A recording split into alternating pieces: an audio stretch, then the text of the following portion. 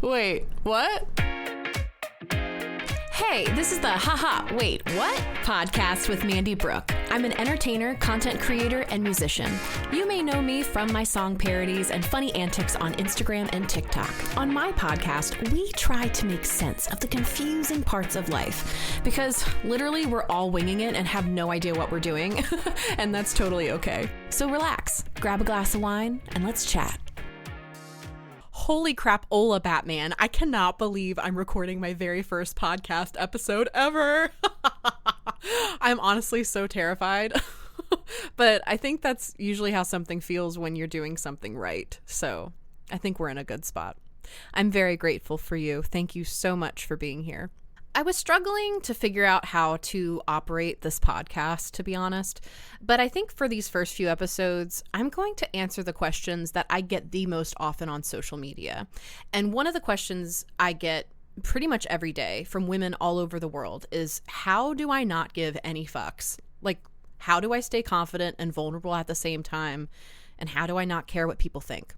And honestly, I feel a sense of imposter syndrome whenever someone asks me that, because I spent most of my 20s as a people pleaser. I was always congealing myself to other people and what they wanted, and I made everyone feel so warm and comfortable at the expense of myself. But thankfully, I'm recovering.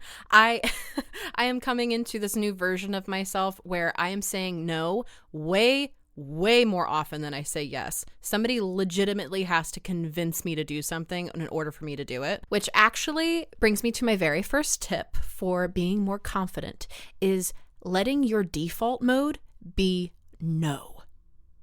You heard that right. Say no first, in your mind at least. Because when you say no, and that's your default mode, then you're asking that other person, convince me. Because I value myself. I value my time. I value my energy budget, as Tony Jones says.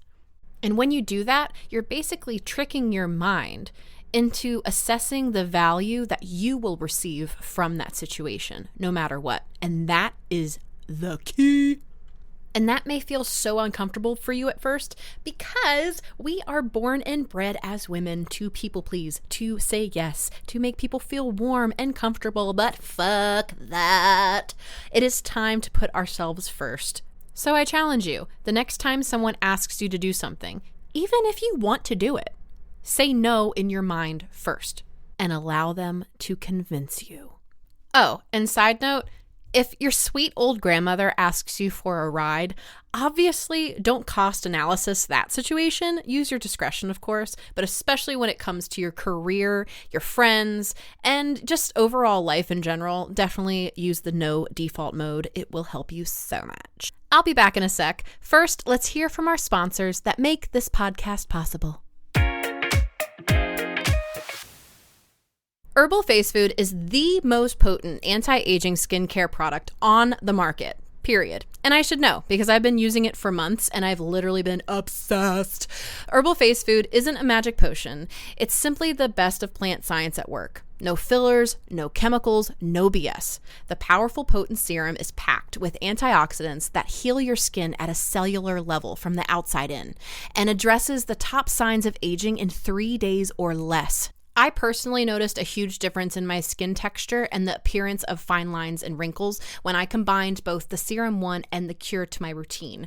My skin tag on my neck actually fell off as well. It was gross, but amazing. So I definitely recommend. Click the link in my show notes and use code MandyBrooke for 20% off your first order. Mandy with a Y, Brooke with an E. Welcome back.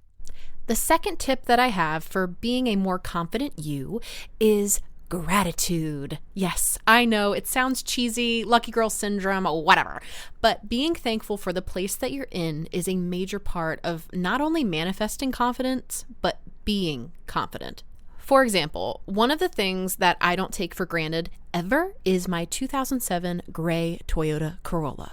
Some may even be embarrassed by it. The plastic cover thing is coming off the driver's side, and it's not the prettiest car in the world, but bitch, that thing has brought me everywhere. She cannot be stopped. I don't have a car payment on it, and she's brought me so much convenience to my life. So I fucking stand for Fran. That's what I call her. That's why gratitude is such an important part of confidence, because giving thanks to the things we already possess roots us in our reality, and therefore we can't be swayed. Like if someone were to make fun of Fran, which would never happen because we're literally not 12 years old, but my attitude would be so rooted in gratitude toward that thing that it really wouldn't bother me very much. I'd probably just say they're an asshole and move the fuck on. I know the value that my car brings to my life, and no one can sway me there. And you may be wondering, Mandy, why would I be thankful for the body that I have because it's not where I want it to be, or the house that I live in because it's not really my ideal living situation? Well, bitch, get out of your own head. Your body is helping you move through life, and it's breathing, and it may have bared a child or two. Holy freaking crap. You Rambo'd a human child out of your vagina? Dude, be thankful for that. And your house? Yeah, it may not be your ideal living situation, but it's keeping you out of the elements. It's keeping you from the rain and snow and sleet and hail. Thank God for that. So yeah, root yourself into a state of gratitude and your confidence will soar. And last but not least, tip number 3 is reversing the question, am I, to I am. It's like another psychology mind trick of reversing the, am I good enough for this position at work? Am I being a good enough mother to my children? To, I am perfectly qualified for this position at work because I've been doing everyone's job for the last 5 years in this office, and Mark from accounting is a chode. I am a good mother because I literally have a Stargate Atlantis portal between my legs, and my children are watered, fed, and happy. Yes, I am. And if you're feeling imposter syndrome for saying I am, then the fake it till you make it method literally works. I should know. It's been my ultimate motto my entire life. If I don't feel like I know how to do something, I just pretend like I know until I figure it the fuck out. I learn by experience, and I think that's where a lot of my confidence comes from, is just by doing. And playing pretend is fun as shit. Dating and advice YouTuber Shallon Lester often says to embody someone strong, like Rihanna or Kourtney Kardashian. And my personal idol has always been Beyonce. Like, we have the same birthday, for God fucking sakes. So when I'm feeling like a dumpy little troll, I embody Beyonce. I walk into a room with Crazy in Love playing in my head, and no matter how I'm feeling beforehand, my mood instantly lifts and I become the baddest bitch. Da, da, da, da, da, da. I think the thing that has become the most striking realization as I've become a fully fledged adult was that no one really knows what they're doing. And normally the person that's perceived as the most confident in the room also doesn't really know what they're doing either. They just hold themselves really well. Of course, there's confidence in the knowledge you possess, but there's also confidence in body language. And there's a video on YouTube that explains this perfectly. It's called How to Look High Status in Any Situation by Charisma on Command. And the synopsis is this. There's an external kind of confidence that helps you land negotiations or make friends and seduce easily. And then there's an internal confidence, which is dictated by how comfortable you feel in any situation.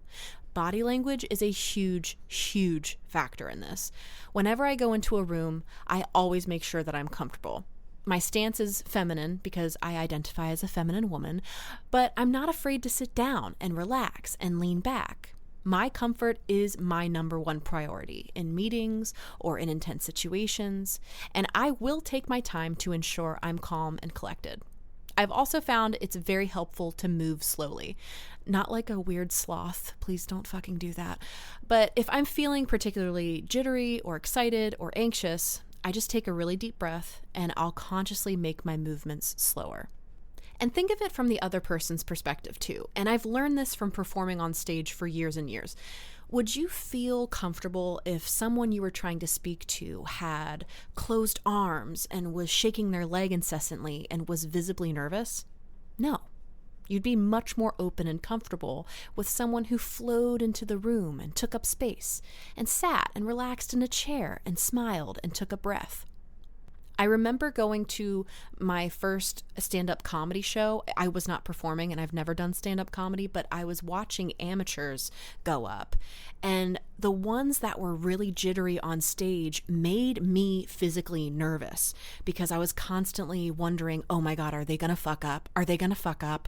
And that's going to feel so uncomfortable for me. Oh my gosh. But the people that came up on stage and were just really cool and collected and moved slowly, I was just so comfortable as an audience member watching them, and they fucking killed. This is quickly turning into 15 tips, but whatever, it's my podcast. My last tip is to be quiet. Unless you're performing on stage or, doing something like that, confidence is not loud or boastful. Confidence is non-reactive and quiet. I find, especially in business, that if I sit and I listen in a non-reactive way, I learn a lot. Because people want to fill the silence when somebody is silent, So I make unwavering eye contact with them and I hold my ground. And then I'll begin to see that I'm getting the upper hand because they're over-explaining everything. It doesn't happen in every situation, but silence does make people uneasy, and use that to your advantage because they'll want to fill the void. That makes it much easier to land negotiations because the other person has just spilled their beans and you made them nervous. Good for you. That's a little manipulation tactic, so don't overuse that, of course. But confident people don't have to over-explain themselves. They just live and they breathe it, even if they don't know what they're doing either. So those are my 3 tips to becoming a more confident you: making no your default mode, gratitude, and using I am statements, or the fake it till you make it method. If you loved this episode, go ahead and subscribe, rate, and review this podcast so it becomes more visible to more and more besties like you. Till next time, be a fucking delight, bitch.